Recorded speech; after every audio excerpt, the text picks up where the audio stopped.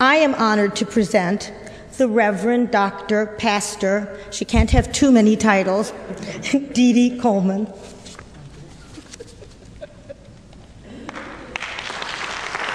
Thank you. Good evening. Thank you, Marcy, for that kind introduction and for giving me an opportunity to lift a voice of peace. Thank you, Rabbi Rosenberg, for allowing me to stand in this holy spot to give God honor as I honor the people of Israel. I give honor to Sister Corey, the program director, Brother Joel, co-chair for this service, to my traveling buddy on today, Brother Lou Levy, and last but not least, I give honor to Rick Kornfeld for being so sweet and kind today, for feeding me and taking care of me with Marcia, and I do appreciate it, and your kindness shall never be forgotten. To Cantor Icars, you are awesome. That's all I can say. Absolutely fabulous how God has blessed you in song. And to all of you, my brothers and sisters in United Hebrew Congregation, for allowing me to celebrate with you on Israel's Independence Day Shabbat service. I stand today to charge each of you, my brothers and sisters, to press toward the mark of a higher calling as we seek peace together for Israel. I also stand tonight and ask that we join together to support what is right, and that is to lift our voices in unity and strength as we work and walk together to assure that the security of Israel is of the utmost importance. I am a friend of Israel, an African-American pro-Israel advocate. My aim tonight is to speak from a voice of true convictions and an open desire to assure you that my faith is pure, my hope is assured, and my word is my bond, that Israel is the holy land of God and its people are the chosen of God. And I have come tonight to let you know that you are not alone in your struggles for peace and security. My connection to Israel is one that started from my birth. I was taught to honor the word of God. I was taught from birth that God said he will bless those who bless Israel. Until 2008, I had never been to Israel, but had preached its stories, honored its people, and respected its land. My trips to Israel with AIPAC's foundation since 2008 and just 2 months ago continues to change my life. Now when I preach, there is a stirring in my soul like never before. I grew up reading the word about its stories as the prophets of old had script. But on an airplane flying over a small strip of land cornered by the Mediterranean Sea and touching the ground, holy ground, from Tel Aviv to the Mount of Olives to that old city of the saints, Jerusalem, the capital of Israel. From walking in the Sea of Galilee to crying at the Jordan River, everything I read was right there. In the mountains we went, to the heights of the breathtaking view of Masada, every step unfolding just like the word of God said. The awakening in my spirit and the thirst to understand was all there. And to my surprise, on my first visit, we met with President Shimon Peres as he embraced us and showed love for humanity. And again, to my surprise, an Ethiopian village where I saw for the first time black Jews. And to tell you the truth, I could not help but look at them and then look within and see myself. Briefing with heads of state, testimony from a Holocaust survivor, and then a visit to the Holocaust Museum was more than one could ever imagine. All I could remember leaving that place was never again. This should not ever happen again. And then sorrow found its way on our trip as we visited the town of Shabbat. It was there that I could look into the Gaza Strip. It was there that I heard the stories of people from Israel who dared to live with the audacity of hope. Mothers and fathers every day of their lives wondering whether or not they would get up in the morning. It was there I felt the pain of a mother whose eyes told the story of constant bombing and the fear for her children going to school. For she said, this might be the last day. She said, it always crosses my mind. What if this is the last day? No one should have to live in such pain. Questions were deep. Education of the government of Israel was assuring. So it was there in Israel where old wives' tales were dispelled and the truth was revealed once again about a people of faith who longed for peace. My second trip to Israel was just as soul-searching as the first. Along with me were 34 African-American ministers, and some came on the trip with an eye of challenge. They came with drilling questions to the government, but with every representative we saw, they spoke with love for humanity, but in strong convictions that Israel has the right to defend herself, and I agree. And by the end of our trip, eyes were open, hearts were touched, and minds were clear. And now all 34 preachers are pro-Israel advocates. On February 4th, 2013, just 2 months ago, I found myself returning from the most glorious trip to Israel than you can imagine. For along with me were two African-American presidents with 20 of their top convention leaders in the country. We experienced Israel's story with the American Israel Education Foundation and AIPAC representatives who provided an educational experience with no stone unturned on Israel's plight. This unique representation of Baptist national leaders represented the voices of approximately 40 million African American Baptists. By the time the trip was over, they were amazed of what they heard and what they saw. They were amazed of what they could hear from the Palestinian government. Officials said that they won't come to the table for further peace talks. They were amazed that the Israeli government officials said to us, we desire peace and the door is always open for peace talks. It was an amazing trip. As I heard pastors say to me, Reverend Deedee, Israel has the right to not only exist, but also has the right to defend herself. It was amazing. So amazing that the presidential leadership of this trip was asked to come to the White House and provide a debriefing on our experience as President Obama had announced his plans to visit Israel a few weeks after our trip. Everyone wanted to know what we saw and what we heard. So today, my involvement in Israel is still one of word, work, and deed to spread the news of Israel's survival. I am committed to peace and security for Israel and all of Israel's neighbors, and I know that you are too.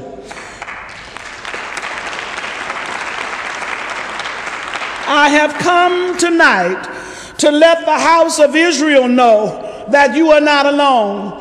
You are not alone in your struggles. You are not alone in your prayers. And you are not alone in your endeavor to make Israel a free state, one that lives without fear.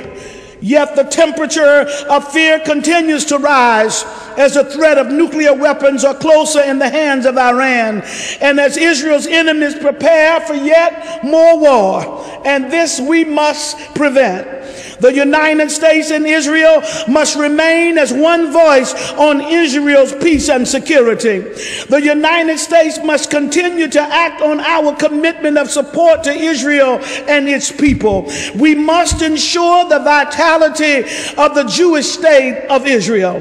Together, my sisters and brothers, our job is to ensure bipartisan political support in the United States for a secure and peaceful Israel.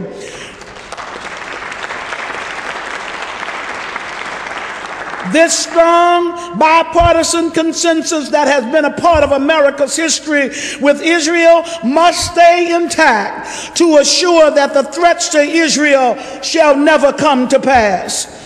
Israel's need for peace and security is not an issue of who is on first base. Israel's need for peace and security is not an issue of party lines. It is not an issue of delayed and put off commitments, but it is an issue of the right thing to do.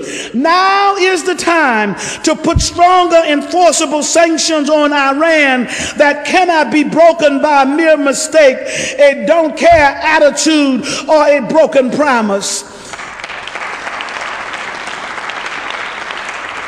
Past generations of presidents keep saying the same thing. May 1995, President Clinton stated the specter of an Iran armed with weapons of mass destruction and the missiles to deliver them hunts not only Israel, but the entire Middle East, and ultimately all of the rest of us as well. In 2006, the State of the Union address, President Bush stated that the Iranian government is defying the world with its nuclear ambition. In 2011, President Obama also stated that the bonds between the United States and Israel are unbreakable, and the commitment of the United States to the security of Israel is ironclad. He went on to say that as the nation that recognizes the state of Israel moments after its independence, we have a profound commitment to its survival as a strong, secure homeland for the Jewish people. As someone who is a supporter of the Obama presidency, my heart rejoiced when President Obama finally went to Israel just a few weeks ago. From all outside appearances, President Obama and Prime Minister Netanyahu appeared to be getting along like two peas in the pot. All of the right words were spoken by both leaders of each nation. But my brothers and sisters, we cannot get so happy and let up for a moment that continuous pressure on the White House must be done to secure that Iran must not make nuclear weapons. Yes, sanctions were passed, and the pressure of these sanctions are showing some results, but they are not enough.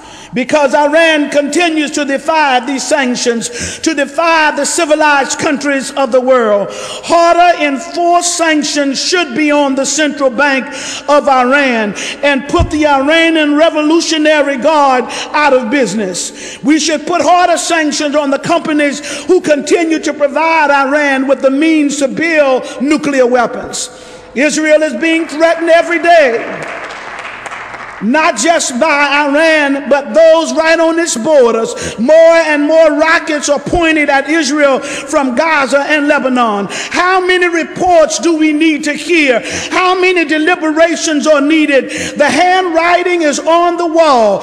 Continuous, immediate, crippling implementation of enforceable and unbreakable sanctions are a necessity. For Israel's sake, for the world's sake, Iran must not make nuclear weapons. Now, I come in peace. I want Israel to have peace. I want Israel's neighbors to have peace. But you cannot get peace when your enemy refuses to negotiate with you. The Palestinians must know that they will not get peace by imposing what they want at the United Nations. They will not get peace by denying that Israel is the homeland of the Jewish people. And they will not get peace without negotiating directly with Israel. Now, my sisters and brothers, while I know the importance of our work, and while I know that we are blessed beyond measure in these United States of America, but being who I am, I must let you know that there is a God factor that cannot be overlooked. The God factor is the forever presence of a God who hears the cries of God's people. The God that is omnipotent with all power, invincible, supreme, and unstoppable in God's love for God's people. The God who brought you out of the land of Egypt, crossed you over into the promised land of Israel. There is a God factor that is moving among us that gives you the assurance of your faith, the substance of your hope, and the renewedness of your spirit. The same God that guided Moses and the people of Israel over the Red Sea is the same God that brought you here tonight, the God that answers prayer.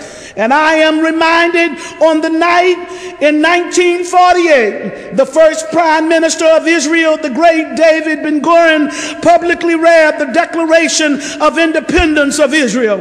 And from that day until now, Israel has had to fight for its right to exist. But I stand tonight to let you know that before the world recognized Israel as a nation, God had already claimed it to be so in Genesis 12, 1 through 3.